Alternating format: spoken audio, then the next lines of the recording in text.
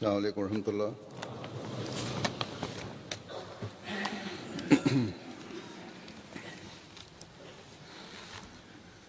अशहदु अल्ला इलाहा इल्लल्लाह वहदहु ला शरीका लहु وأشهد أن محمدا عبده ورسوله أما بعد فأعوذ بالله من الشيطان الرجيم بسم الله الرحمن الرحيم الحمد لله رب العالمين الرحمن الرحيم مالك يوم الدين إياك نعبد وإياك نستعين اهدنا الصراط المستقيم صراط الذين أنعمت عليهم غير المغضوب عليهم ولا الضالين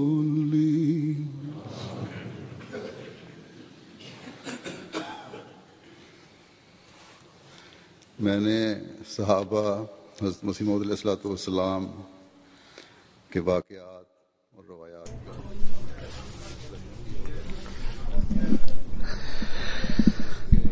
আমি হযরত মসিহ মউদ আলাইহিস সালাতু ওয়াস সালামের সাহাবাদের জীবনের বিভিন্ন ঘটনা এবং রওয়ায়াত ধারাবাহিকভাবে বর্ণনা করে আসছি বিভিন্ন শিরোনামে, তা আপনাদের সামনে উপস্থাপিত হয়েছে।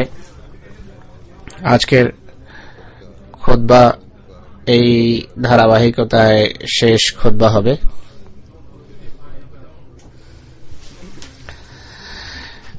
অবশ্য আমি সংশ্লিষ্ট লোকদেরকে বলেছি যে রেজিস্টার বা খাতা আবার দেখেন, যদি কোনো ঘটনা বাদ পড়ে তা বর্ণিত হবে বা বর্ণনা করা হবে সুযোগ পেতেই।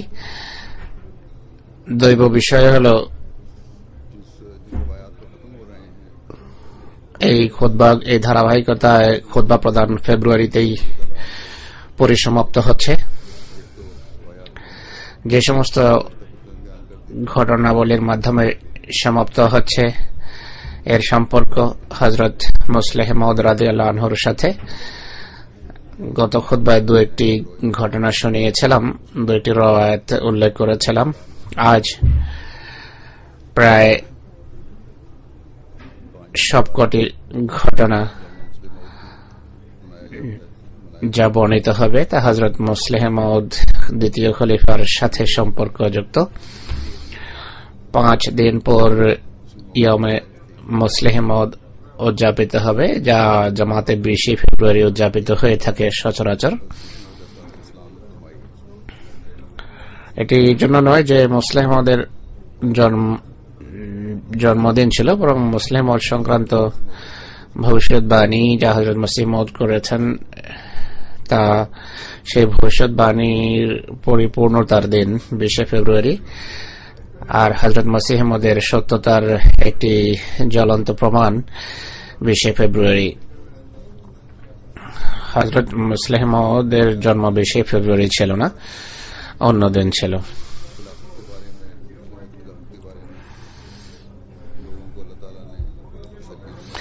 যাই হোক, যে সকল ঘটনাবলী আজকে 12 আয়াত উপস্থাপন করব তাতে খেলাফত সম্পর্কে, হযরত মুসলিহ মাউদ সম্পর্কে মানুষকে আল্লাহ তাআলা নিশ্চয়তা দিয়েছেন, আশ্বস্ত করেছেন। যারা পূর্বে লাহোরি জামাত ভুক্ত ছিল খোদা তাআলা তাদেরকে পথ দেখিয়েছেন, পুনরায় তারা খলিফাতুল মসিহর হাতে বয়াত করেছেন।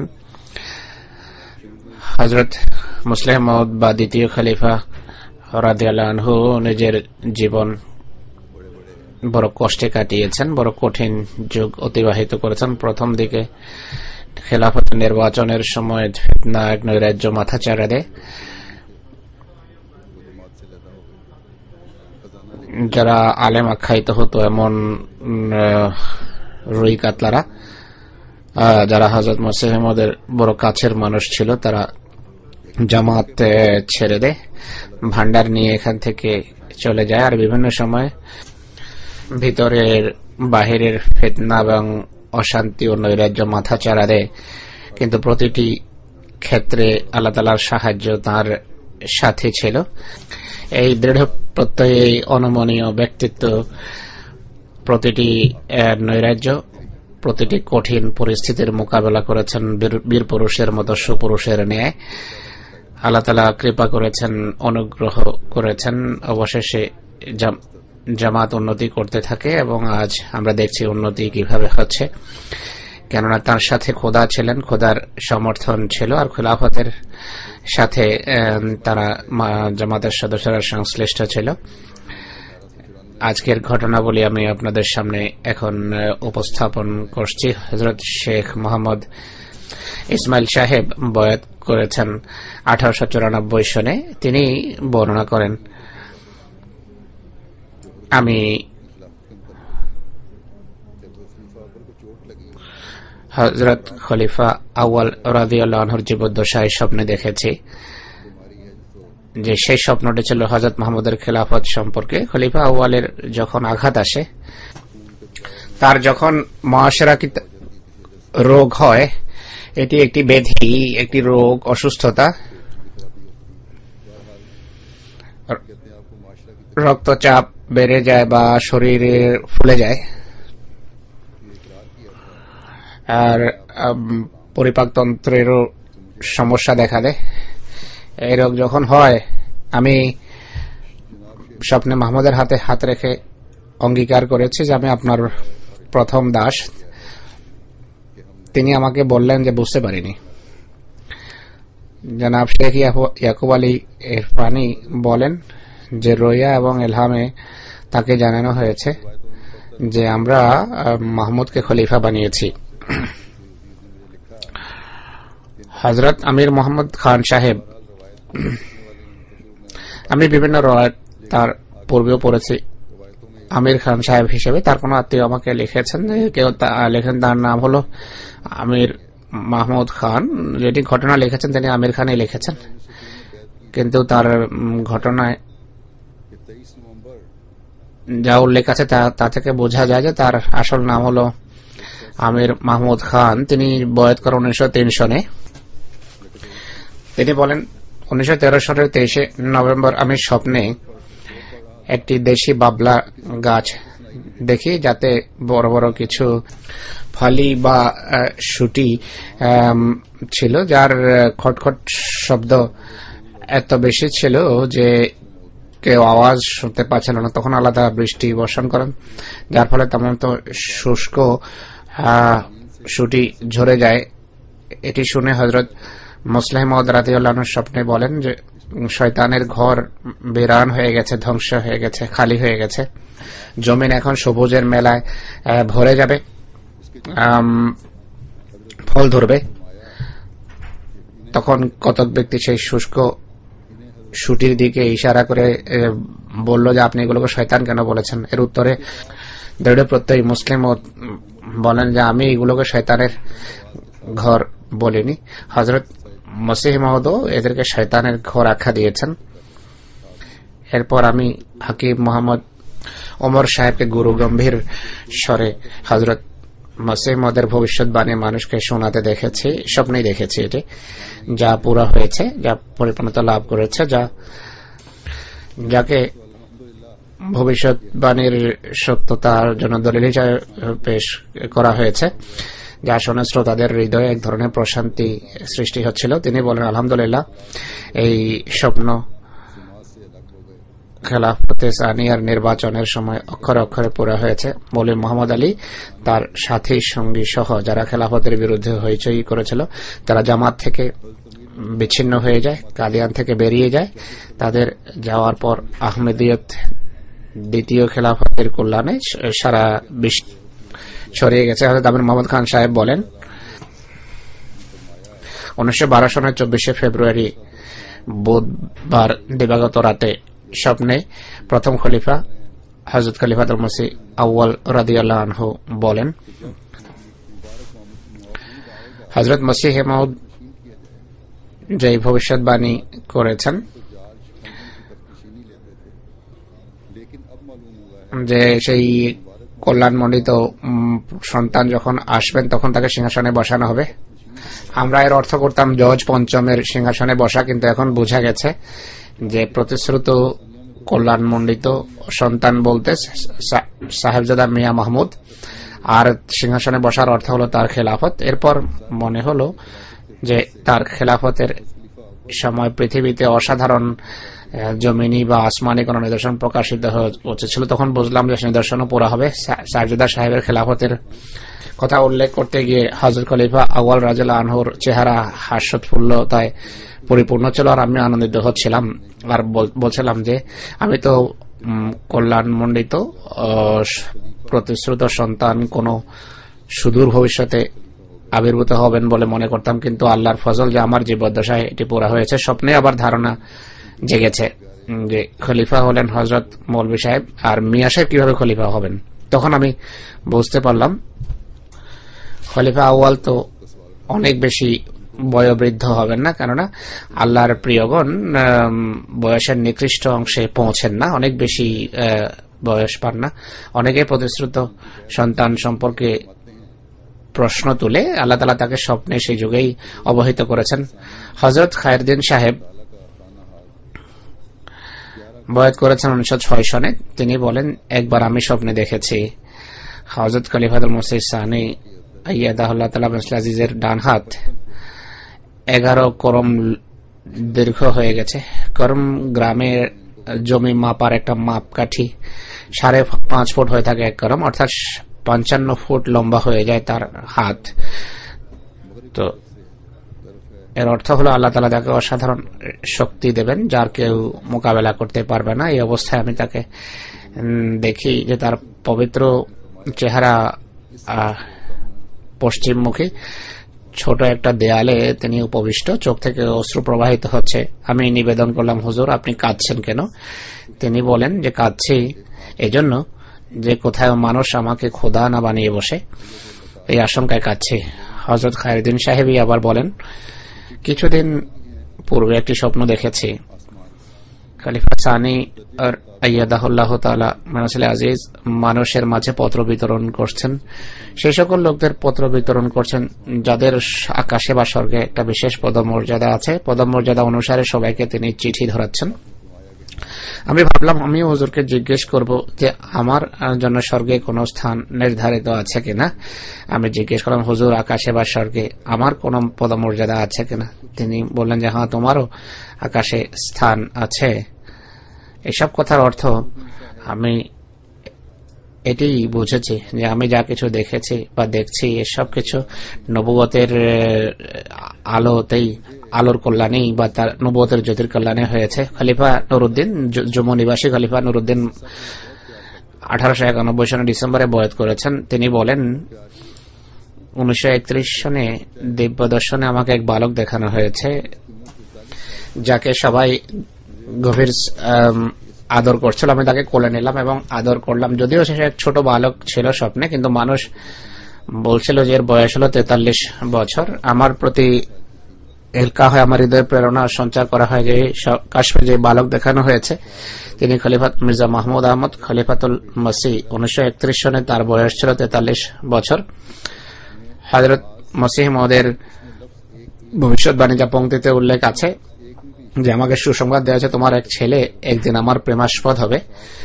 এই পংক্তিতে এক যে শব্দ আছে, এই এক শব্দের ভিতর ইঙ্গিত রয়েছে 1931 দিকে। শব্দের গাণিতিক মান অনুসারে একের গাণিতিক মান দ্বারা 31। আধ্যাত্মিক উন্নতির পরাকাষ্ঠা লাভ হয় 40 বছরের পর, তো এই দিব্য দর্শনে তাই বালককে 43 বছর বয়স্ক দেখানো হয়েছে। জামালউদ্দিন সাহেবের পুত্র রাহমউদ্দিন সাহেব বর্ণনা করেন, যিনি 1902 সনে বয়াত করেছেন। তিনি বলেন, দ্বিতীয় খেলাফতের সময় আমি স্বপ্ন দেখেছি মৌলভী মোহাম্মদ আলী সাহেব এমএ চেয়ারে বসে আছেন আর মিয়া সাহেব বা দ্বিতীয় খলিফা রাদিয়াল্লাহু আনহু পাশেই দণ্ডায়মান। আমার চোখের সামনেই মৌলভী মোহাম্মদ আলীর চেহারা এবং দেহ সংকুচিত হতে থাকে, একদম ছোট হয়ে যায় যেভাবে বাচ্চার দেহ হয়। হযরত মিয়া সাহেবের দেহ প্রসারিত হতে হতে অনেক দীর্ঘ হয়ে যায়, তার উচ্চতার তুলনায় বেশি উচ্চতা দেখতে পাই এবং অত্যন্ত প্রতাপান্বিত চেহারা। আমি আশ্চর্য হই। সকালে আমার সমস্ত সন্দেহ মন থেকে বেরিয়ে যায় এবং আমি বয়াত করি। পূর্বে সন্দেহ ছিল, সেই সন্দেহ তার দূর হয়ে যায় খেলাফত সম্পর্কে। হযরত আমির মোহাম্মদ খান সাহেবেরই ঘটনা। তিনি বলেন যে খেলাফতের পূর্বে হযরত আমিরুল মুমিনিন দ্বিতীয় খলিফা রাদিয়াল্লাহু আনহু যখন হজের জন্য যান, সেই দিনগুলোতে স্বপ্নে মুসলমানদেরকে কাফের দ্বারা পরিবেষ্টিত দেখি। কাফেররা মুসলমানদের ঘিরে রেখেছে। মুক্তির জন্য যখন কোনো উপায় আর ছিল না, তখন আমাদের এক ব্যক্তি আকাশের দিকে উড়ে যায়। আকাশ থেকে এক বিশাল ও শক্তিশালী দেহী সৃষ্টি নিয়ে আসে, যে এসে শত্রুদের তাড়িয়ে দেয়। আমি এই স্বপ্ন দৃঢ় প্রত্যয় মুসলিম ওদের কাছে তার হজের সফরকালে মক্কা মদিনাতে লিখি এবং নিবেদন করি, হুজুরের এই সফর আল্লাহর সন্তুষ্টি এবং তার নৈকট্য অর্জনের কারণ হোক। আর স্বপ্নে যাকে আমি আকাশে যেতে দেখেছি, এর অর্থ আপনার হজের সফর হোক। আর শক্তিশালী দৃঢ়দেহী সৃষ্টি আসার অর্থ হোক আপনার দোয়ার মাধ্যমে ফেরেশতা অবতরণ, যার মাধ্যমে আল্লাহ তাআলা কাফেরকে নিশ্চিহ্ন করবেন। আমার মনে হয় হজ থেকে ফিরে এসে হুজুর নূর মসজিদে বক্তৃতা করতে গিয়ে আমার এই স্বপ্নের কথা উল্লেখ করেছেন।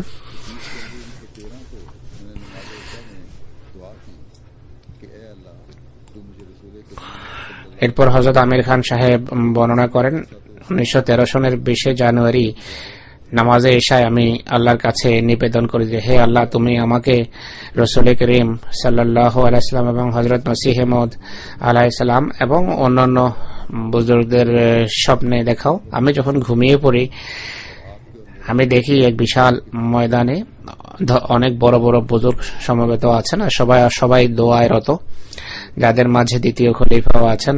তার এবং আমার সামনে চামেলি ফুল রয়েছে, যার আমরা সৌরভ নিচ্ছিলাম, সুগন্ধ নিচ্ছিলাম। খলিফা সানি আমাকে বলেন, ফুলের ঘ্রাণ নেয়ার সময় নাক স্পর্শ করা উচিত না, বরং নাক থেকে কিছুটা দূরে রাখা উচিত, যেন ফুলের সুগন্ধ সুন্দরভাবে লাভ হয়। হযরত আমির খান সাহেব বর্ণনা করেন, 1913 সনের দিবাগত রাতে, ডিসেম্বর 1913 সনের দিবাগত রাতে হযরত মুসলিম মাউদের সাথে স্বপ্নে এমন ঘর দেখি যার নিচে সমুদ্র এসে গেছে, আর তারা অজ্ঞাতে ধ্বংসের কিনারায় পৌঁছে যায়। এর তাবির পূর্ণ হয়েছে খেলাফতের অস্বীকারীদের খেলাফতকে অস্বীকার করার মাধ্যমে। 1930 সনের ফেব্রুয়ারি মাসের দিবাগত রাতে, মধ্যবর্তী রাতে স্বপ্নে দেখি যে আমি এক সিঁড়ি বেয়ে উপরে যাচ্ছি। আমার পিছনে আছেন হযরত উম্মুল মুমিনিন রাদিয়াল্লাহু আনহা। আমি যখন হুজুরের দিকে অর্থাৎ উম্মুল মুমিনের দিকে তাকালাম, তার শ্রদ্ধার কারণে আমি ভয় পেলাম, কিন্তু হযরত উম্মুল মুমিনিন স্নেহ পরবশ হয়ে বললেন যে, ভয় পেও না, তুমিও আমাদেরই ছেলের মতোই। এরপর একটি সিঁড়ি বেয়ে আরেকটি ঘরের ভিতরে প্রবেশ করি। সেই ঘর হযরত মসিহ মাউদের গৃহই ছিল। আমি দেখি সেখানে আমি হযরত মসিহ মাউদের খানদান বা তার বংশের দেখাশোনার চাকরি পাই, কিন্তু আমার বেতন সাব ইন্সপেক্টরের যে বেতন পেতাম তা থেকে অনেক কম। আমি পরামর্শের পরে এই চাকরি গ্রহণ করি। এক ব্যক্তি আমাকে জিজ্ঞেস করে যে, তুমি পূর্বের চাকরি কেন ছেড়ে দিয়েছো? আমি বললাম যে অমুক ব্যক্তি আমাকে প্রতারিত করেছে। একই ব্যক্তি বা অন্য কোনো ব্যক্তি আমাকে জিজ্ঞেস করে তুমি দেরিতে কেন এসেছো, আমি বললাম যে আমার ঘরে যে মেহমান এসেছে অসুস্থ ছিল, তার দেখাশোনা করতে গিয়ে দেরি হয়ে যায়। তখন হযরত উম্মুল মুমিনিন বলেন যে মেহমানের দেখাশোনা করতে গেলে দেরি হয়েই যায়। এরপর আমি দেখি যে কয়েক ব্যক্তি দ্বিতীয় খলিফাতুল মসিহ সানি রাদিয়াল্লাহু আনহুর ঘরে অন্যায় প্রবেশ করে এবং তারা গন্ডগোল করতে চায়। আমার হাতে তরবারি ছিল, তরবারি দিয়ে সবাইকে ভাগিয়ে দিই। ফিরে আসার পর দেখি যে এক ব্যক্তি আবার তরবারি নিয়ে ঘরে চলে আসে। আমি আমার তরবারি দিয়ে তার তরবারিতে আঘাত করি, সে পরাস্ত হয়। ততক্ষণে আরো কয়েক ব্যক্তি খলিফা সানিকে পরিবেষ্টন করে নিয়ে যাচ্ছিল। খলিফা সানি রাদিয়াল্লাহু আনহু আমাকে ডাকেন, আমি সেই ভিড়কেও তাড়িয়ে দেই, বিতাড়িত করি। আরেক ব্যক্তি যে ফিতনা এবং নৈরাজ্যের হোতা ছিল, তাকেও তরবারি দ্বারা হত্যা করতে চাইলাম। সে আমার দিকে মুখ করে পিছনে যেতে থাকে, আমি তাকে সামনে রেখে তার দিকে আগাতে থাকি, আর এক পর্যায়ে তাকে ঘিরে আমি হত্যা করি। এরপর আমি যখন ভিতরে আসলাম, হযরত উম্মুল মুমিনিন সাহেবা এবং দ্বিতীয় খলিফা রাদিয়াল্লাহু আনহু আমাকে দুধ পান করিয়েছেন। এক ব্যক্তি আমাকে দুধ পান করতে দেখে বলল, তুমি দুধ কেন খাচ্ছ বা পান করছো? আমি বললাম দুধ কি ভালো নয়? দুধ পান করা তো ভালো কথা। আমার চোখ খুলে যায়। এই স্বপ্ন পত্র মারফত খলিফা সানির কাছে লিখে পাঠালাম। হুজুর 5/3/1930 প্রাইভেট সেক্টরের মাধ্যমে উত্তর পাঠান যে স্বপ্ন ভালো, আল্লাহ জামাতের কোনো কাজ করাবেন আপনার হাতে। এরপর 1930 সনের এপ্রিলে পুনরায় হুজুরের কাছে পত্র লিখি।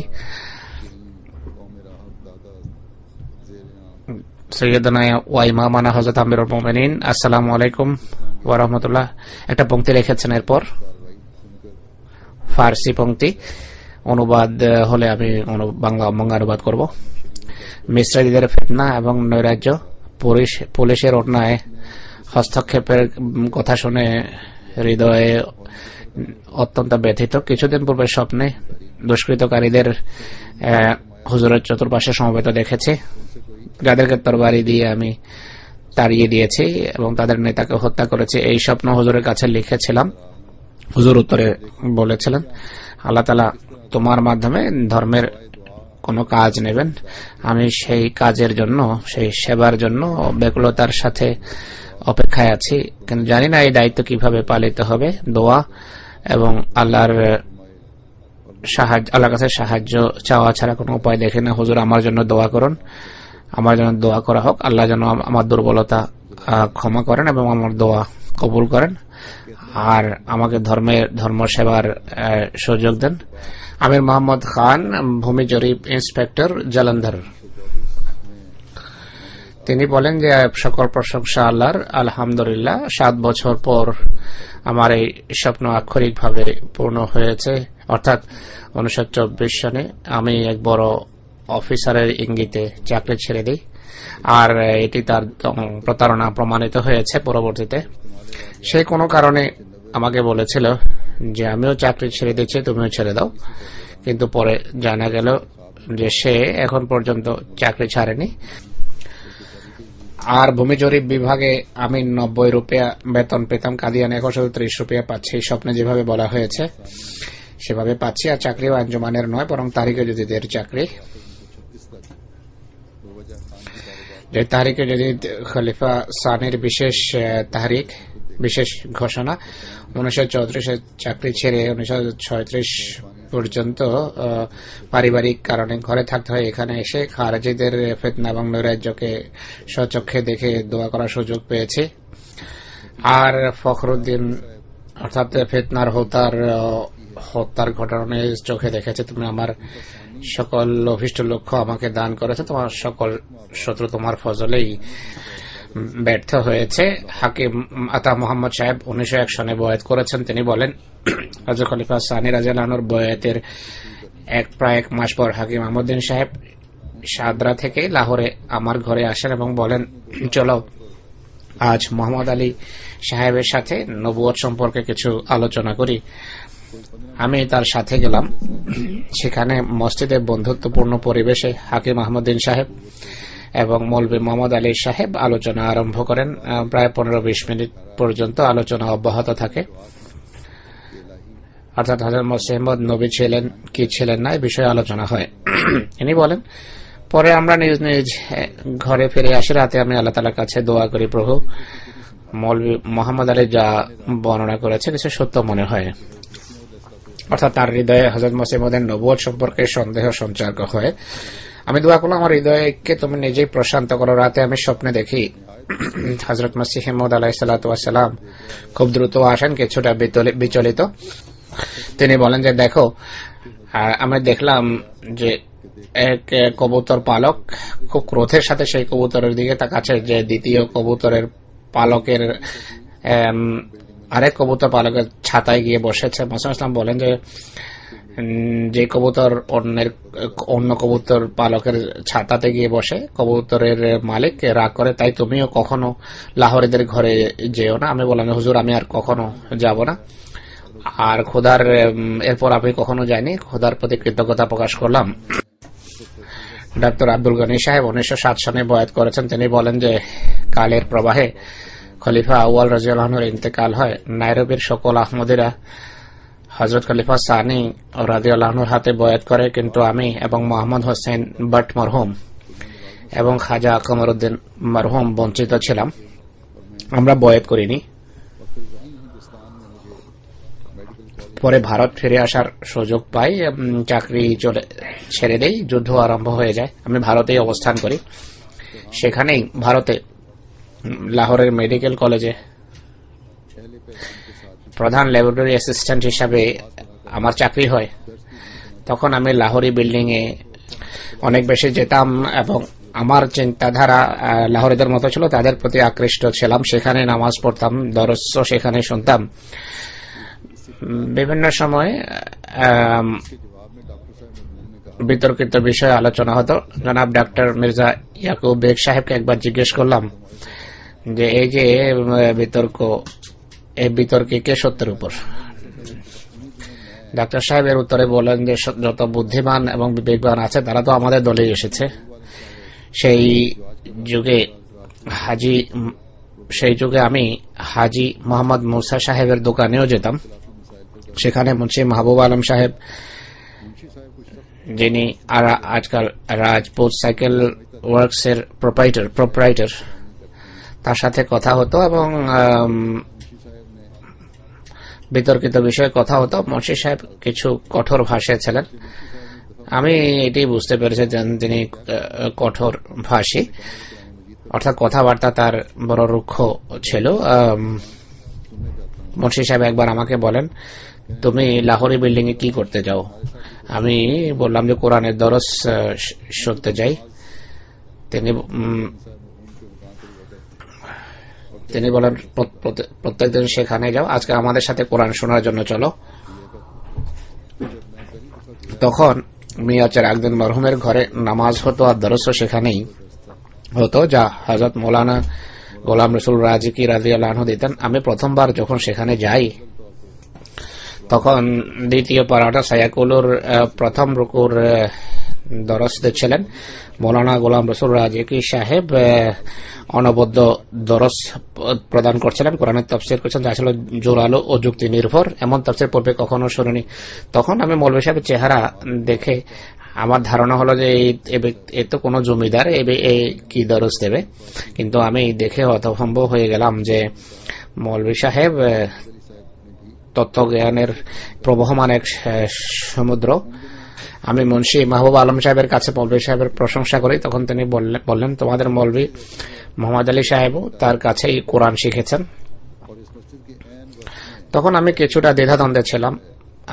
সেই অবস্থায় একটা স্বপ্ন দেখি, অর্থাৎ এমন একটি মসজিদ দেখি, অর্থাৎ বাটালার জামে মসজিদের মতো একটি মসজিদ স্বপ্নে দেখি। সেই মসজিদের ঠিক মাঝখানে বসে চিন্তা করি যে পানি সংগ্রহ করে উজু করে নামাজ পড়া উচিত। এদিক সেদিক তাকিয়ে মনে হলো যে সেখানে পানি নেই,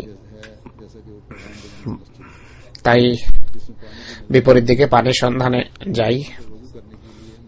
এমন মনে হলো আরেকটি মসজিদ, যা পায়গামীদের মসজিদের মতো, সেখানে পানির ট্যাপ ছিল বা উজু করার জন্য ট্যাপ খুলি, এমন মনে হলো যেন প্রথমে পরিষ্কার পানি এসেছে, কিন্তু অব্যবহিত পর তা থেকে নোংরা ঘোলাটে পানি বের হয়, যাতে শ্যাওলা ছিল। পানির সাথে শ্যাওলা বের হয়, আমার হাতে তা পরে আমি ভাবলাম যে খুব নোংরা পানি, আর তাও এখন বন্ধ হয়ে গেছে। এরপর আমি সেই পূর্বের যে মসজিদ যার মাঝে আমি বসেছিলাম সেই দিকে যাওয়ার আমার ইচ্ছা হলো।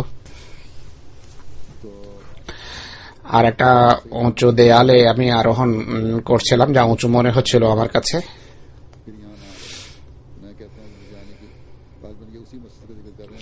ডক্টর সৈয়দ মোহাম্মদ হোসেন শাহ সাহেব পিছন থেকে আমার পা ধরেন, জিজ্ঞেস করেন এখানে কেন আসলে, এখানে আর আসবে না। আমি মনে হয় যে মসজিদে উজু করছিলেন সে মসজিদের কথাই হচ্ছে। সে ব্যক্তি বলল যে এখানে কেন এসেছে, এখানে আসবে না। আমি বললাম যে এখানে আসার আমার প্রয়োজন নেই। এরপর পূর্বের মসজিদের দিকে ফিরে যাই, যেখানে যে মসজিদের মাঝে বসেছিলাম সেখানে খুব স্বচ্ছ পানির একটা চৌবাচ্চা ছিল। চৌবাচ্চা একটা পরিষ্কার পানির দেখতে পান। হযরত মাওলানা গোলাম রসুল রাজি কি একটা হাদিসের বই থেকে দরস দিচ্ছিলেন, যা মেহেদি রঙের কাগজে লেখা।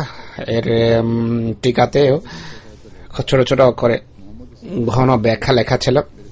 আমি ভাবছিলাম যে এখানে এত স্বচ্ছ পানি পূর্বে কেন দেখতে পাইনি। যাই হোক, উজু করে যখন হাত উঠাই দোয়ার জন্য, তখন মিস্ত্রি মুসা সাহেবের ছেলে মোহাম্মদ হোসেন তরবারি নিয়ে দাঁড়িয়ে আছে। আমি ভাবছিলাম খলিফা সানির পক্ষ থেকে আমার জন্য নির্দেশ দেওয়া হয়েছে যে আমি মুনাফিক, আমাকে যেন হত্যা করা। আমি মোহাম্মদ হোসেনের দিকে তাকালাম, আমি বললাম যে মোমেনকে হত্যার জন্য তরবারি হাতে নিয়েছে, তুমি কি জানো না আমি মোমেন? এরপর দৃশ্য বদলে যায়, এমন মনে হয় যে আমার হাতে তরবারি, আর দেখলাম যে মুলা রঙের, লাল এবং সাদা রঙের উর্দি পরা ছোট ছোট ছেলেরা শোক প্রকাশ করছে। মনে হচ্ছে যেন মহরমের দিন আমি তরবারি নিয়ে যাই আর ছেলেদের দিকে যাই, বলে যে চলে যাও, তারা চলে যায়। এরপর এমন মনে হয় আমার ছেলে আব্দুল গফুর খানের ঘর। আমি সেই ঘরে যখন প্রবেশ করতে যাই, পুলিশের সিপাহী অনুসন্ধানের জন্য, তালাশের জন্য আসে। আমি ভাবছিলাম যে আমার হাতে যে তরবারি রয়েছে তার কোনো লাইসেন্স নেই, হয়তো এর তালাশের জন্য আসে। কিন্তু মনে মনে আমি ভাবি যে এই তরবারি তো আমি আফ্রিকা থেকে এনেছি। এরপর আমার চোখ খুলে যায়। এই স্বপ্ন কয়েক বন্ধুর সামনে আমি বর্ণনাও করেছি।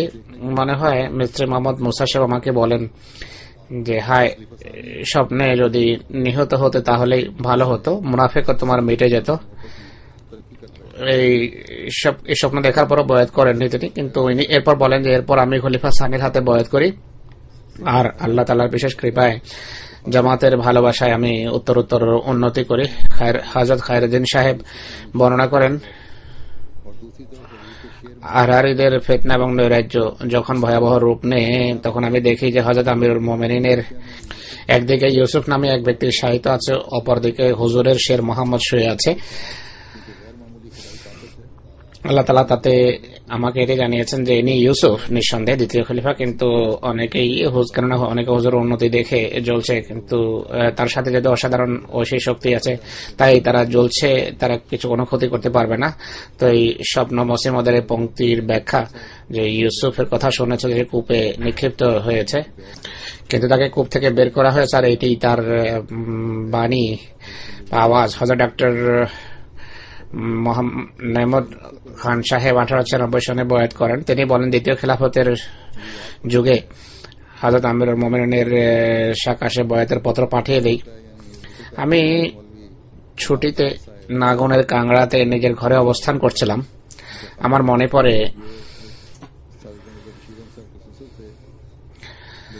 হযরত মৌলভী গোলাম হোসেন সাহেবের পত্র এসেছে, পেশাওয়ার নিবাসী তিনি। গোলাম হোসেন সাহেব সাহেবজাদা মির্জা বশির আহমদ সাহেবের শ্বশুর ছিলেন।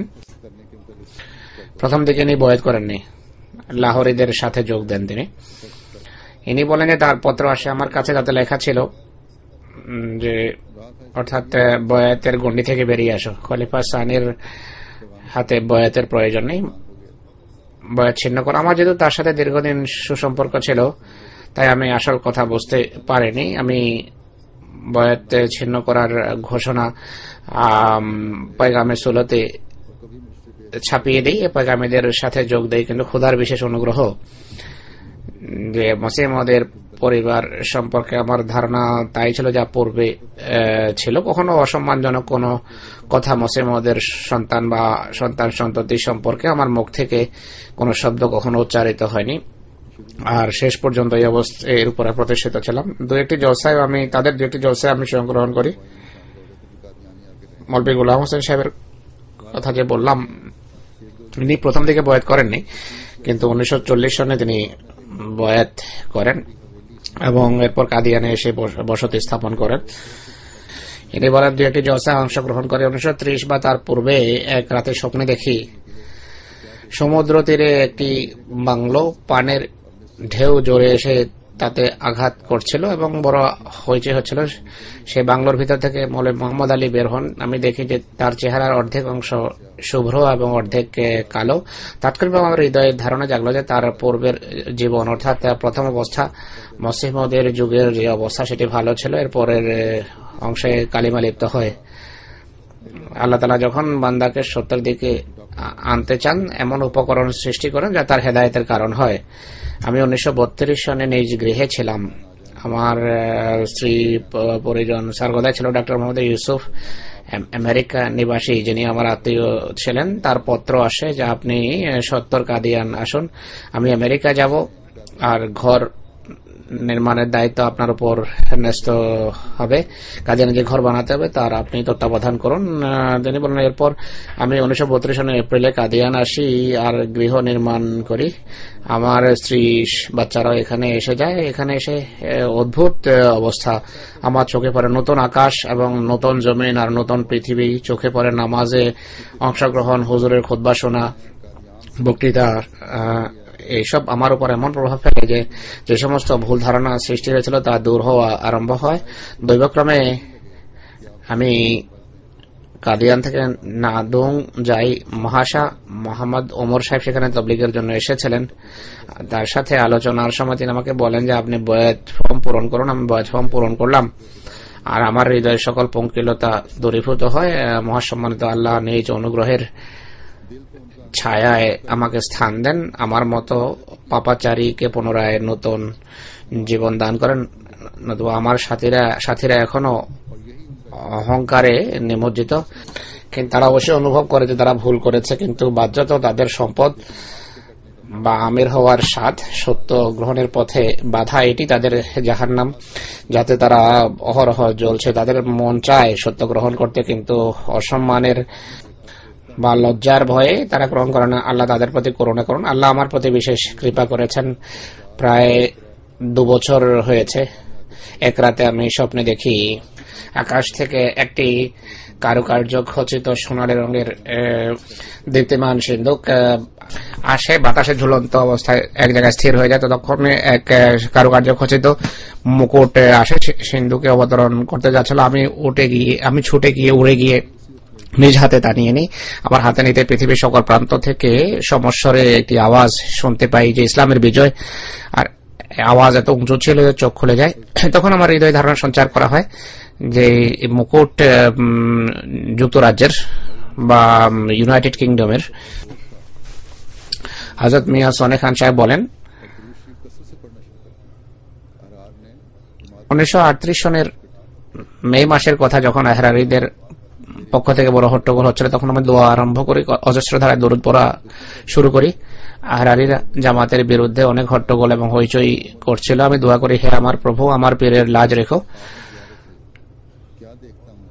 শত্রু অত্যন্ত শক্তিশালী। তখন মহানবী সাল্লাল্লাহু আলাইহি সাল্লাম, হযরত মুহাম্মদ সাল্লাল্লাহু আলাইহি সাল্লামকে স্বপ্নে দেখি।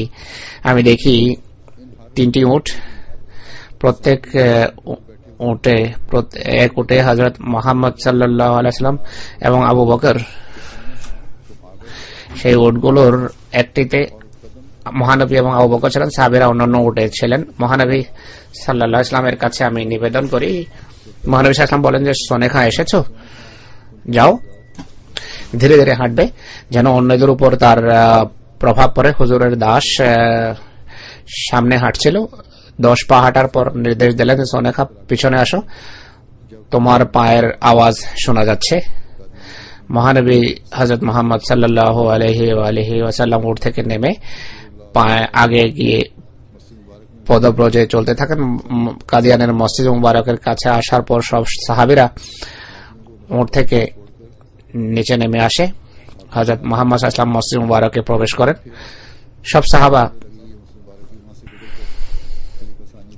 সব সাহাবাকে মসজিদ মুবারকে ছেড়ে মসজিদ মুবারকের জানালার পথে খলিফা সানির ঘরে যান তিনি। এখানে তার স্বপ্নের সমাপ্তি।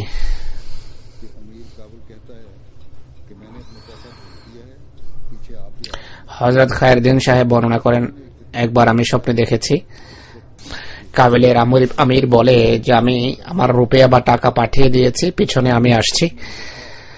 মিস্ত্রিরা যখন নৈরাজ্য বা ফাসাদ সৃষ্টি করে, মিস্ত্রি ফিতনা, একটা অভ্যন্তরীণ ফিতনা বা নৈরাজ্য ছিল কাদিয়ানে, সেই সময় বড় হইচই হট্টগোল করেছে। তখন আমি দেখেছি দ্বিতীয় খলিফা আকাশে পায়চারি করছেন। এতে আমাকে যেন বলা হলো যে তার পদমর্যাদা এত মহান যে তার পবিত্র পদমর্যাদাকে ছোঁয়া অত্যন্ত কঠিন এবং অসম্ভব। এটি মনে হলো যে এই পৃথিবীর মানুষ যতই চেষ্টা করুক না কেন, আল্লাহর ফজলে তার কোনো ক্ষতি করতে পারবে না, কেননা তার পদচারণা অনেক উঁচু স্থানে। হুজুর আলাইহিস সালাতু ওয়াস সালামের এই পংক্তির অধীনে হয়েছে যে যারা আকাশে স্বর্গে বসবাস করে, পৃথিবীর কে দিয়ে তারা কি করবে। হযরত মিয়া সোনে খান সাহেব বর্ণনা করেন, তিনি বলেন যে এখন আমি মসজিদ খলিফা সানি রাদিয়াল্লাহু আনহুর সত্যতার কথা বর্ণনা করছি, যা আমার সামনে স্পষ্ট করা হয়েছে। আহরারিরা যখন বড় হইচই করছিল, মিস্ত্রিরাও হুজুরকে অনেক দোষারোপ করে, অপবাদ আরোপ করে তার বিরুদ্ধে। আমি দোয়া করি যে হে আল্লাহ, আমার পীরের লাজ রেখো, তিনি আমার মসজিদ ছেলে। অনেক দোয়া করেছি, অনেক দরুদ শরীফ পাঠ করি আর দোয়া অব্যাহত রাখি। সামনে এক ব্যক্তিকে দেখি যে বলে যে পূর্ব দিকে বুড্ডা গ্রামে মৌলবীরা এসেছে, যারা বলছে যে আহমদীদেরকে আমরা সমূলে উৎপাদন করব। এই অধম এবং বরকত আলী আহমদী কে সাথে নিয়ে এই বান্দা, অর্থাৎ এই অধম সোনে খান সাহেব, আমি এবং বরকত আলী আহমদী আর ফাতে আলী আহমদীকে সাথে নিয়ে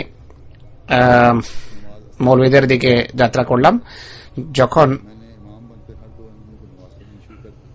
যখন দারিকত গ্রামে পৌঁছলাম, আসরের নামাজের সময় ছিল, সেটি আমি আসরের নামাজ পড়ালাম আহমদীদের। ততক্ষণে খিরাত খান এবং গোলাম গৌস আহমদীও সেখানে এসে যায়। আমি আকাশের দিকে তাকালাম। আকাশে দুই চন্দ্র, একটি চাঁদ অত্যন্ত উজ্জ্বল, অপরটি বর্গক্ষেত্রের মতো, যা সন্নিবেশিত ছিল, যাতে কোনো আলো ছিল না। আমার চোখের সামনেই তাতে আলো প্রবেশ করা আরম্ভ হয়। সেই চাঁদ দ্বিতীয় চাঁদের সমান আলোকিত হয়। আমি দোয়া করি যে উভয়টিতে একই ধরনের আলো রয়েছে। প্রথম আওয়াজ হলো, প্রথম চন্দ্র হলেন হযরত মির্জা সাহেব, দ্বিতীয় চন্দ্র যা এখন আলোকিত হয়েছে ইনি মির্জা বশির উদ্দিন মাহমুদ আহমদ খলিফাতুল মসিহ সানি রাদিয়াল্লাহু আনহু। তো আমি যেভাবে বলেছি, মিস্ত্রিদের ফিতনা এবং নৈরাজ্য অনেক ভয়াবহ ফিতনা ছিল কাদিয়ানে। খলিফা সানির বিরুদ্ধে অনেক নোংরা অপবাদ আরোপ করা হয় এবং মামলাও করেছে, তার উল্লেখ করছি এখন আমি। অধিকাংশ মানুষ জানে না, সারাংশ হিসেবে তুলে ধরছি। খলিফা সানি রাদিয়াল্লাহু আনহু বলেন, সম্প্রতি আমার বিরুদ্ধে একটা মামলা দায়ের করা হয়েছে যে আমি নাকি কিছু লোককে হত্যা করার জন্য মানুষ নিযুক্ত করেছি, আর তারা ছিল যারা মেশিনের সেমাই বানানোর জন্য দোকান দিয়েছে, তাদের পক্ষ থেকে মামলা দায়ের করা হয়েছে। দ্বিতীয় মামলা ছিল ভবিষ্যতের জন্য যেন আমার জামানত নেওয়া হয়। ইনি আরো বলেন, হত্যা করা তো দূরের কথা, মানুষকে হত্যা করানো তো দূরের কথা, আমি কখনো তাদেরকে অভিশাপও দিইনি, কিন্তু যারা ধারণা এবং অনুমানের বশবর্তী এমন কথা বলেছে, সম্প্রতি কোনো কারণে কাল্পনিকভাবে এমন কিছু কারণ দাঁড় করানো হয়েছে, তাদের ভিতরে ধারণা জাগে যে তাদের বিরুদ্ধে কোনো ষড়যন্ত্র হচ্ছে, বা খলিফা সানি বলছেন যে তারা মনে করলো যে আমি নাকি ষড়যন্ত্র করছি। এমন কিছু কারণ ছিল যা পত্রিকায় তুলে ধরা হয়েছে যে এই কারণে তারা অনেক অন্যায় কাজ করেছে, অন্যায়ের আশ্রয় নিয়েছে। তিনি আরো বলেন, যাদের চারিত্রিক অধঃপতন হয় তারা হিংসা বিদ্বেষের বশবর্তী হয়ে অন্যায় প্রতিশোধ নিতে চায়। এই কারণে এরা এমন কথা বলে যা অপবাদের সাথে সম্পর্ক রাখে। অনেক নোংরা অপবাদ তারা আরোপ করেছিল খলিফা সানির উপর। খলিফা সানি তাদের কোন কথার উত্তর দেননি। আহমদিয়তের ইতিহাসে লেখা আছে, সারাংশ আমি তুলে ধরছি আপনাদের সামনে। জামাতে আহমদিয়ার সফলতা এবং খলিফা সানি রাদিয়াল্লাহু আনহুর ক্রমবর্ধমান জনপ্রিয়তা দেখে অনেকেই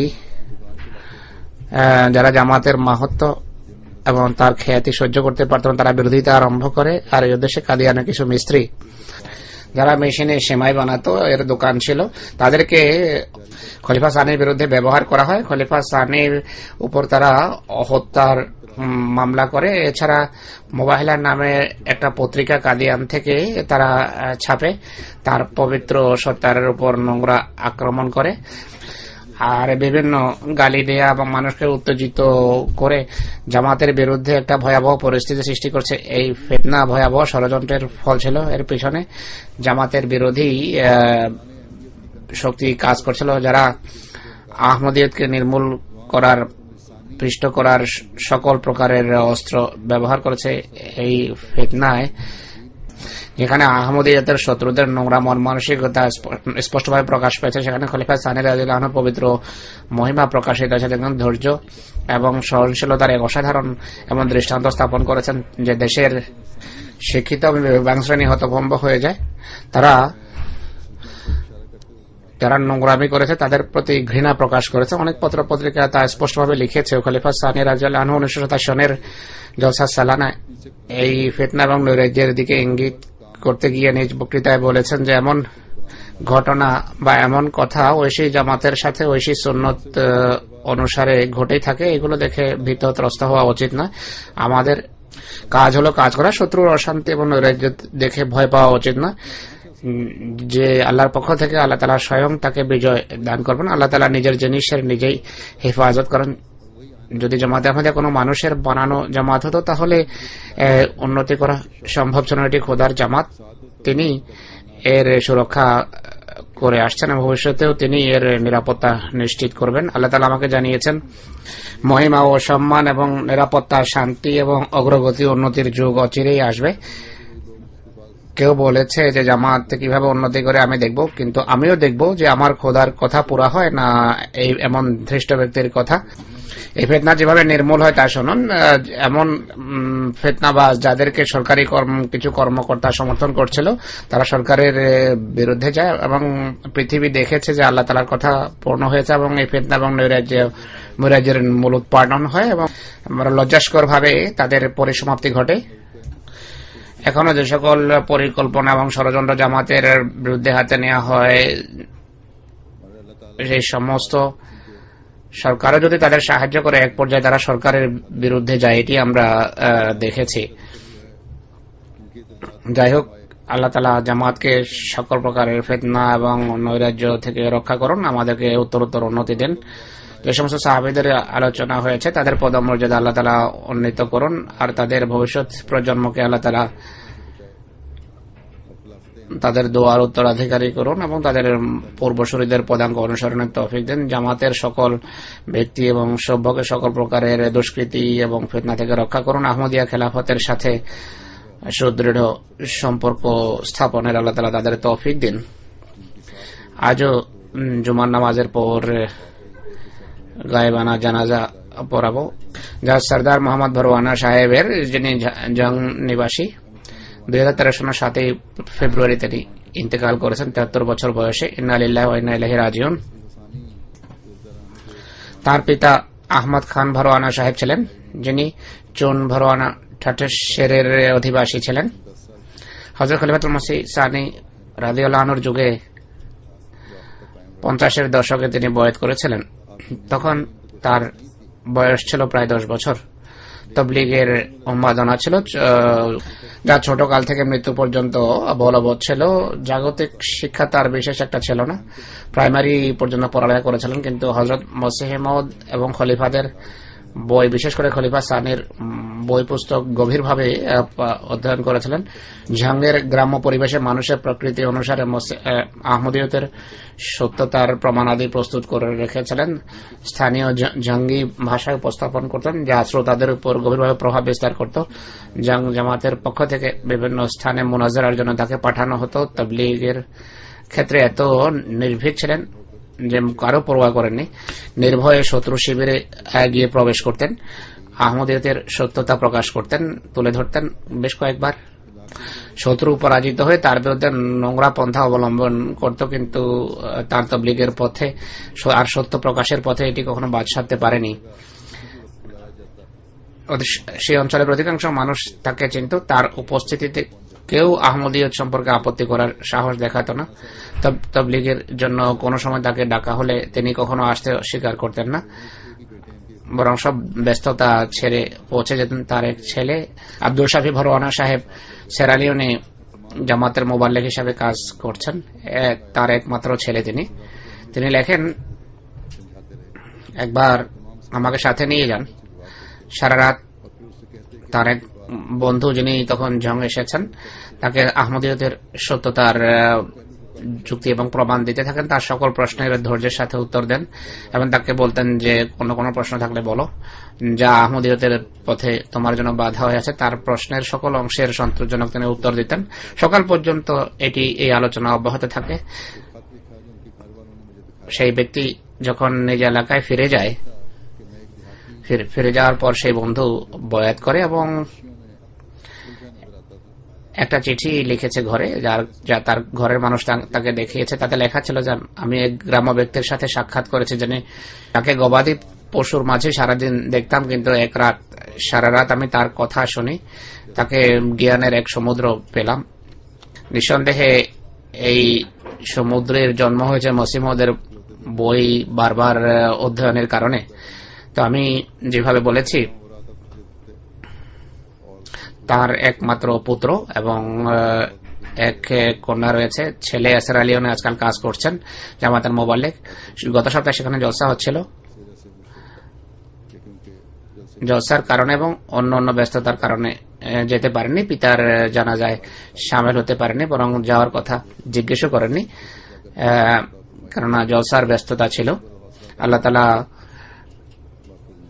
তার পিতার বাসনা অনুসারে তাকে ধর্মের নিঃস্বার্থ খেদমতের তৌফিক দান করুন, ধৈর্য এবং মনোবল দিন এই ওয়াফে জিন্দেগিকে। পিতার দোয়ার তাকে উত্তরাধিকারী করুন। আল্লাহ তাআলা মরহুমের রূহের মাগফিরাত করুন, তার পদমর্যাদা উন্নীত করুন। আর ছেড়ে যাওয়া আত্মীয় স্বজন, ছেলে এবং মেয়েকে আলহামদুলিল্লাহ নাহমাদুহু ওয়া নাস্তাঈনুহু ওয়া নাস্তাগফিরুহু ওয়া নু'মিনু বিহি ওয়া নাতাওয়াক্কালু আলাইহি ওয়া নাউযু বিল্লাহি মিন শুরুরি আনফুসিনা ওয়া মিন সাইয়্যাতি আ'মালিনা। من يهده الله فلا مضل له ومن يضلله فلا هادي له ونشهد أن لا إله إلا الله ونشهد أن محمدا عبده ورسوله. عباد الله رحمكم الله إن الله يأمر بالعدل والإحسان وإيتاء ذي القربى وينهى عن الفحشاء والمنكر والبغي يعظكم لعلكم تذكرون. اذكروا الله يذكركم وادعوه يستجب لكم ولذكر الله أكبر